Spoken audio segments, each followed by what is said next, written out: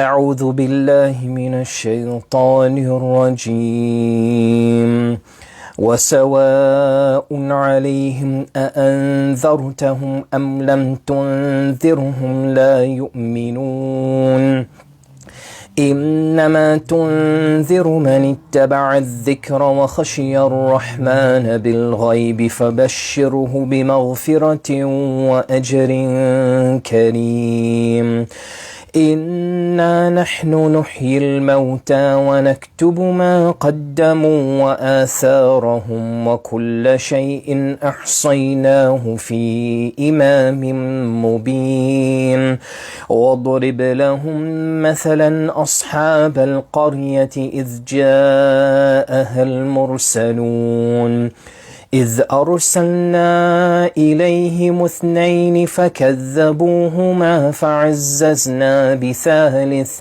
فقالوا إنا إليكم مرسلون قالوا ما أنتم إلا بشر مثلنا وما أنزل الرحمن من شيء إن أنتم إلا تكذبون قالوا ربنا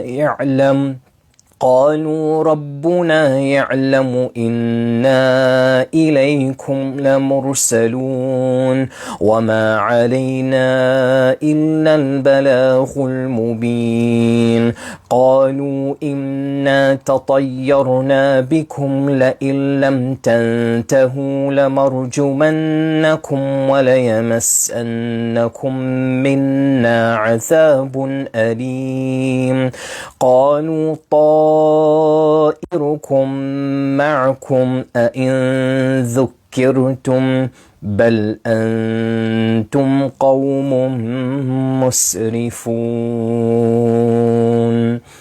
بسم الله الحمد لله والصلاة والسلام على رسول الله عليه أفضل الصلاة ومن والاه أما بعد السلام عليكم ورحمة الله وبركاته. So today we are at verse number 10 in our journey through Surah Yaa-seen. So let's get right into it. Allah subhanahu wa ta'ala continues and tells us now, after He has reminded all of us that there will be nations that come before you and after you and in the future as well, that no matter how much you remind, no matter how much you teach, Allah subhanahu wa ta'ala says we place the barrier in front of them and behind them. No matter what, they become completely insensitive of what is the right thing to do, what is the right thing to believe, what's the right way to act. All of these things they've become completely insensitive to. فَأَغْشَيْنَاهُمْ فَهُمْ لَا يُبْصِرُونَ. So as a result, they've become blind and confused and they can't see or understand what's right or wrong anymore. Then Allah subhanahu wa ta'ala continues, وَسَوَاءٌ عَلَيْهِمْ أَأَنذَرْتَهُمْ. And it doesn't matter whether you warn them, أَمْ لَمْ تُنذِرْهُمْ, or you don't warn them, meaning you just ignore them. لَا يُؤْمِنُونَ. They still won't believe. You know, this is talking about a deeper issue that happens in our communities and across the globe. When somebody gets used to something for an extended period and it becomes habitual, no matter what you say or do, for the most part, it's impossible for that individual to see anything wrong. You know, some people love drama. No matter what they do, they love stirring up drama, they love being part of drama, they love being surrounded with drama. Just their whole life revolves around drama. And that's a perfect example to capture the lesson here, because Allah is saying, no matter how much you tell them, just get out of drama. Stop creating drama. Stop causing problems. Or even if you leave them alone, they'll still continue with the same way, because why? It's become such a part of them that they're totally convinced this is okay. It's okay to create drama. It's okay to be part of drama. It's what makes life exciting. It's what makes life interesting, etc., etc. Even though society and culture and the world and generations that have come by have deemed that this stuff is just simply not right. You can't upset people's lives just to entertain yourself. You can't do that. You can't create scandals. You can't be involved in scandals just because you want something to spice up your own mood or your own life. Allah says, لا يؤمنون. They won't believe it, and regardless what you say or don't say. إِنَّمَا تُنذِرُ مَنِ اتَّبَعَ الذِّكْرَ. However, you will be able to remind those who choose to follow Allah's remembrance. وَخَشِيَ الرَّحْمَنَ بِالْغَيْبِ. And they are afraid of Allah ar-Rahman even in the unseen. Bil-Ghaib also can refer to even when everyone else is absent and only Allah is watching. They still possess that, presence of fear and consciousness of Allah.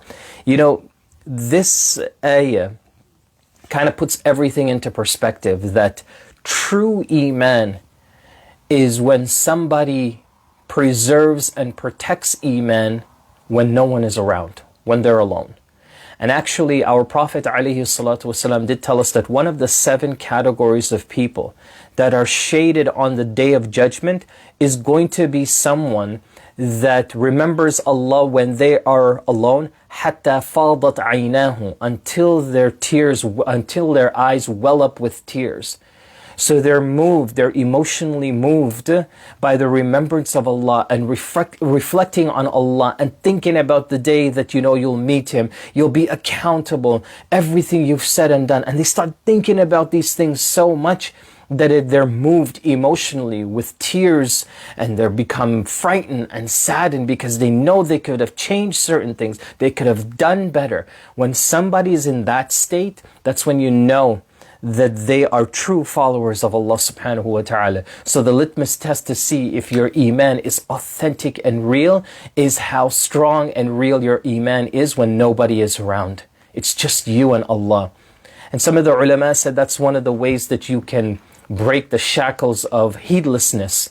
You know how you find yourself when you're praying or you're listening to Quran, everybody else is crying except you.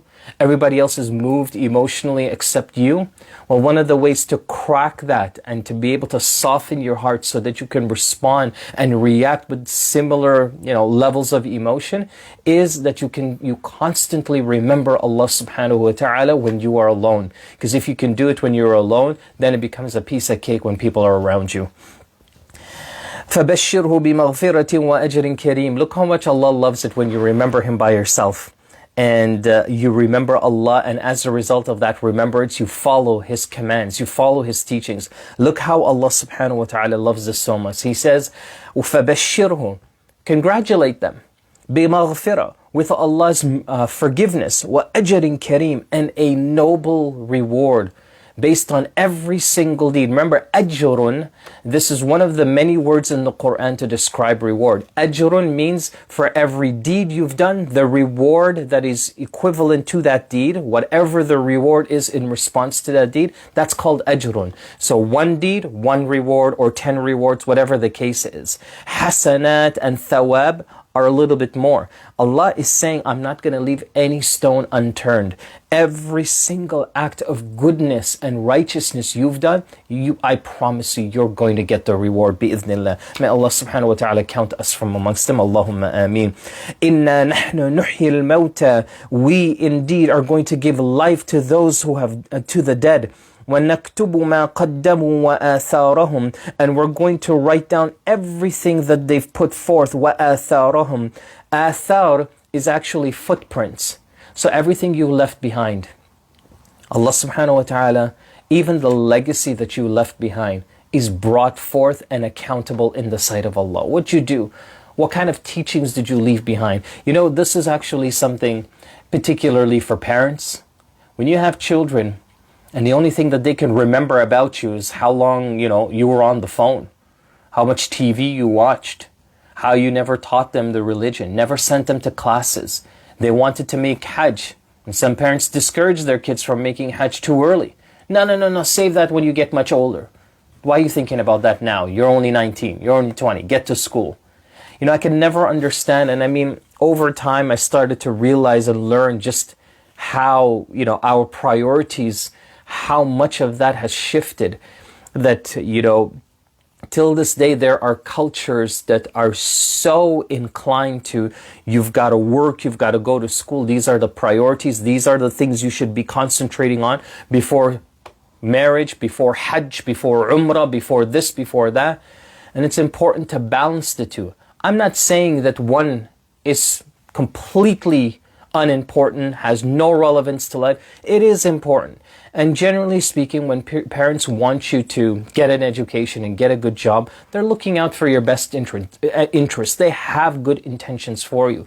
What I am saying, however, is that there should be a balance. You know, when your kid has an opportunity to go and perform Hajj or Umrah, or has found somebody that is pious, that is good for them in marriage, and they've attained the age and the time of their life when they can get married, you should consider getting them married.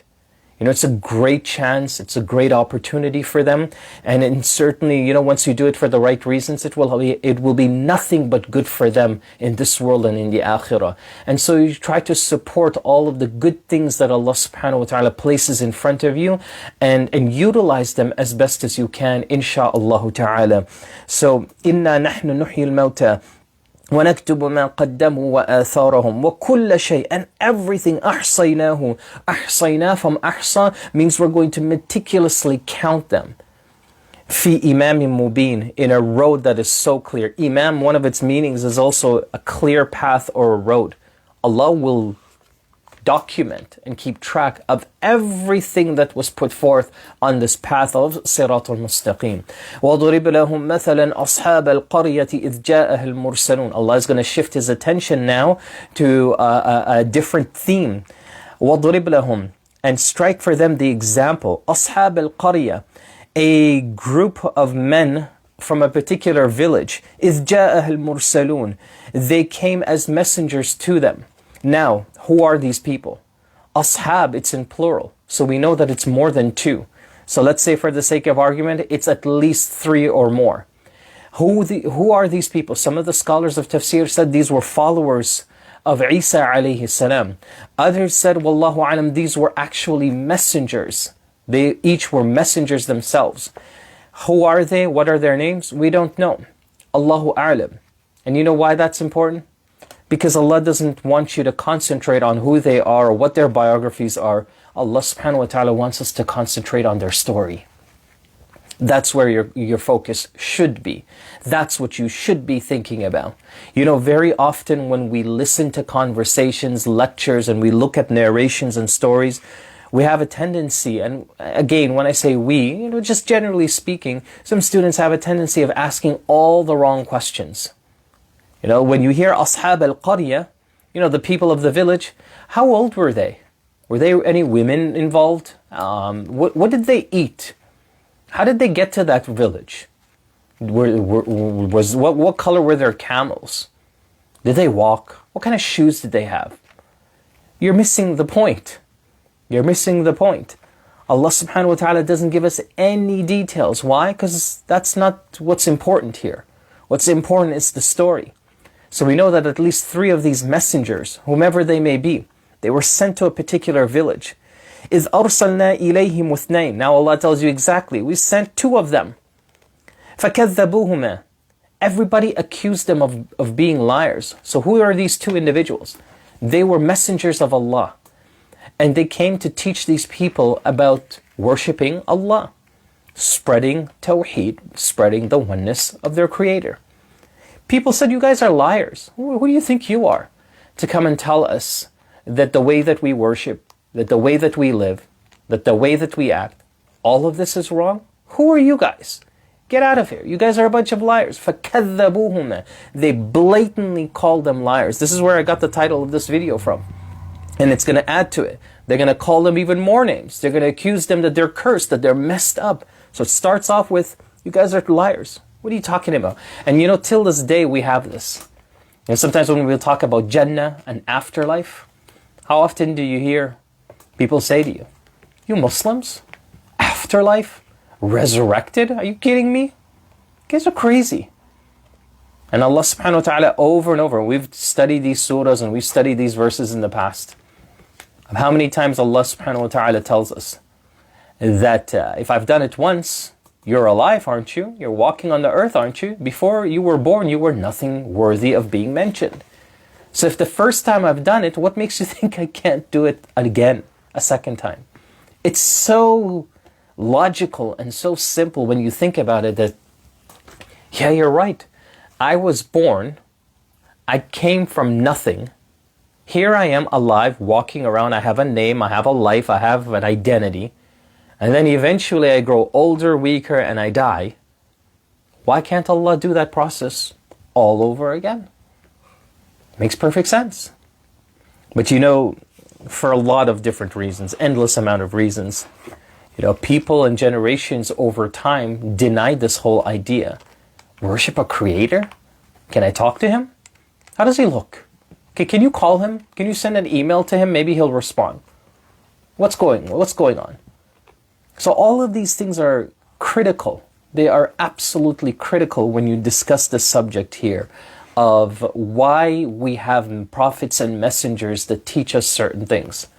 فَكَذَّبُوهُمَا فَعَزَّزْنَا بِثَالِثٍ. So when they lied to these two individuals, Allah subhanahu wa ta'ala added a third messenger. فَعَزَّزْنَا بِثَالِثٍ فَقَالُوا إِنَّا إِلَيْكُمْ مُرْسَلُونَ. They said, فَعَزَّزْنَا بِثَالِثٍ فَقَالُوا. They responded and said the exact same thing. فَقَالُوا إِنَّا إِلَيْكُمْ مُرْسَلُونَ. We are just prophets or messengers that were sent to you. Now here's the thing, guys. It sounds like it's redundant. They've said it first. إِذْ أَرْسَلْنَا إِذْ جَاءَهَا الْمُرْسَلُونَ. Now إِنَّا إِلَيْكُمْ مُرْسَلُونَ. They keep saying, look, we're just messengers. In other words, our job is just to relay this message to you. That's all we're doing. We're not here to, stir things up and make life difficult for you. We're just here because our job is to relay the knowledge that Allah gave us to all of you. The result of how you internalize this knowledge is between you and Allah. We can't say or do anything about that. قالوا ما أنتم إلا بشر مثلنا. So here's the next argument. So they accused them of being liars. That didn't work. قالوا ما أنتم إلا بشر مثلنا. You're nothing except people just like us. You're bashar, just like us. So they expected them to be something different, I guess.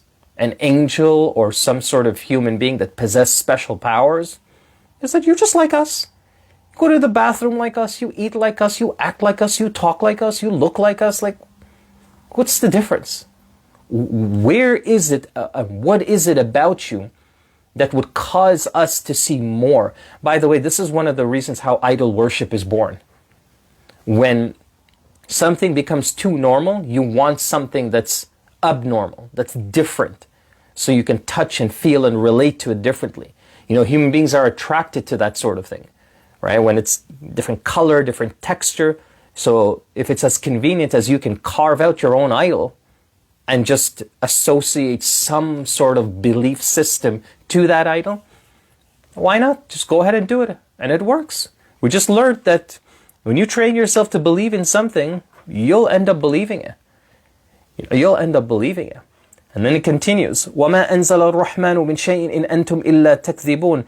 And nothing that Ar-Rahman has sent down to us except that you people keep saying that they're lies. وَمَا أَنزَلَ الرَّحْمَنُ. They didn't say وَمَا أَنزَلَ اللَّهُ مِنْ شَيْءٍ. Ar-Rahman. Because why? This is the way to connect Allah to people, is to show the merciful rahmah side of Allah subhanahu wa ta'ala. That's your starting point. All the students out there that spend time in da'wah and giving da'wah and talking about da'wah, this is where you start. That at the end of the day, your starting conversation is showing the rahmah and mercy and forgiveness and acceptance and love, all of the wonderful attributes of Allah subhanahu wa ta'ala. That's where you start the conversation. And Allah Azza wa Jal continues, قَالُوا رَبُّنَا يَعْلَمُ إِنَّا إِلَيْكُمْ لَمُرْسَلُونَ.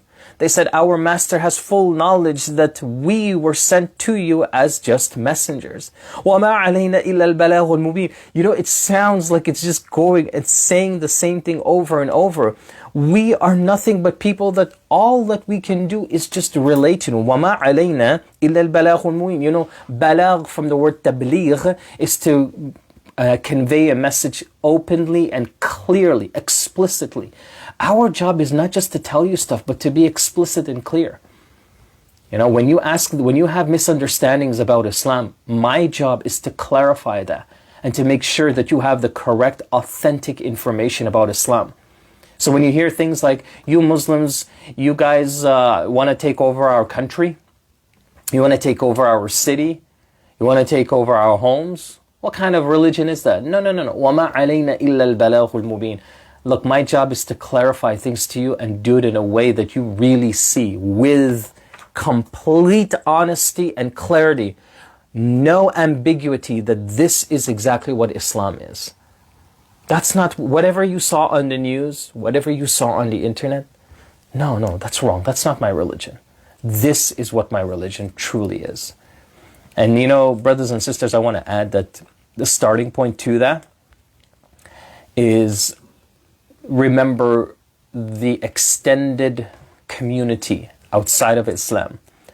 They don't necessarily have the time, and nor should they, you know, pick up the Quran or Hadith and just start reading it on their own. That's not how people learn about others. The starting point when you learn about other religions and cultures, where does that learning process begin? By observation. People see how you act. People see how you behave. People see what you do and how you do what you do. People see those things. And when they see those things, that's when they realize, oh, that's interesting. I heard on the news that these people were messed up, but they actually are just as normal as anyone else. They're so kind, so peaceful, so civilized. These are the things, brothers and sisters, that you want to concentrate on. قالوا إنا تطيرنا بكم لئن لم تنتهوا لنرجمنكم وليمسنكم منا عذاب أليم. So what did they do? They accused them of being liars. Okay, fine, that didn't work. They accused them of, okay, you're no different from us. That didn't work. So then they said, you people are cursed, you messengers, you're just cursed. تطيرنا بكم لئن لم تنتهوا. And if you don't stop preaching this stuff, لنرجمنكم, we're going to stone you, or وَلَيَمَسَّنَّكُم مِّنَّا, or we're going to capture you and punish you with a painful punishment. Now the threats began. Because you know, the resilience, the patience, the strength of these messengers, nothing was going to stop them. So now, you know, when somebody starts to become more loud, more aggressive and argumentative, then that is a sign they are running out of things to say and do. You know, any argument, you know, when people start shouting and the voice escalates and it gets louder and louder and louder, and then you just start calling names, you start threatening each other, and then it turns into a fight. That's how you know that the confrontation is escalating to the point where neither side knows, or at least one side is running out of things to say and do. So what's left except just to insult, threaten, and that's what's happening. They know they can't stop it anymore. قالوا طائركم معكم أئن ذكرتم. The curse is actually with all of you. They responded with the same thing they were accused of, these messengers. أئن ذكرتم بل أنتم قوم مسرفون. If you would just take the time to remember, because you are a people, you're just wasteful. مسرفون, you're going above and beyond the limitations Allah gave. If you would just take the time to think about this stuff, just open your mind, open your heart, and just think. Look what you're doing. You're crossing lines here. You're crossing boundaries. It's too much. We're going to pause there, inshallah, because the next section is going to lead us into an interesting story about a man that was sent to a particular city, and he came rushing. So who is this individual and why he was sent? That's what we're going to continue with, inshallah. We're still going to capture some more lessons of today's episode in the next episode, just so that we can keep the connection, keep the flow of the surah as beautiful and as consistent as possible, inshaAllah. So, in conclusion, really and truly the lesson today is very simple. People will accuse you of falsehood. You're making up stuff, you're lying, you don't know what you're talking about, what kind of religion is Islam all about, you Muslims don't know nothing, you Muslims don't belong here, etc., etc., etc. So they'll accuse you of lying. What makes you so special? What makes you so different from all of us? They'll accuse you of just being a bashar, just like anybody else. Why you think you're the chosen one? And if that doesn't work, then the threats come out. Prison them, capture them, restrict them, monitor them, etc., etc., etc., and just continues. And if you notice, none of these messengers compromised their commitment in their message. They were steadfast, they held on, they didn't give up. That is what you and I must do, must continue to do, is that we don't give up. Everything that's happening with Islam and Muslims across the globe today is nothing new. It might be, it might be a bit more complex and happening for different reasons, but the fact that all the things that we have to confront on a daily basis just because of our religion and our identity is nothing new. But the one thing that helps us navigate and go through all that we go through is that we have to remain steadfast. We have to remain committed. We have to stay focused. We have to stay strong. That's the lesson of today's episode and what Surah Yaa-seen is giving us. So after we went through all of the foundations of the deen and we learned about who Allah is, now it was time to preach it to others. But that's not going to be easy. That is one of the most challenging tasks in life, being Muslim, is when you have to try to teach it to others. All of the challenges and hardships that come along with that. However, remain focused and remain steadfast. That is the key, insha'Allah ta'ala. May Allah Azza wa Jal keep us strong, keep us focused, give us the patience and the resilience to hold on to our deen, أينما كان, wherever we are. Allahumma ameen. فجزاكم الله خيرا. We'll continue tomorrow بإذن الله تعالى. والسلام عليكم ورحمة الله وبركاته.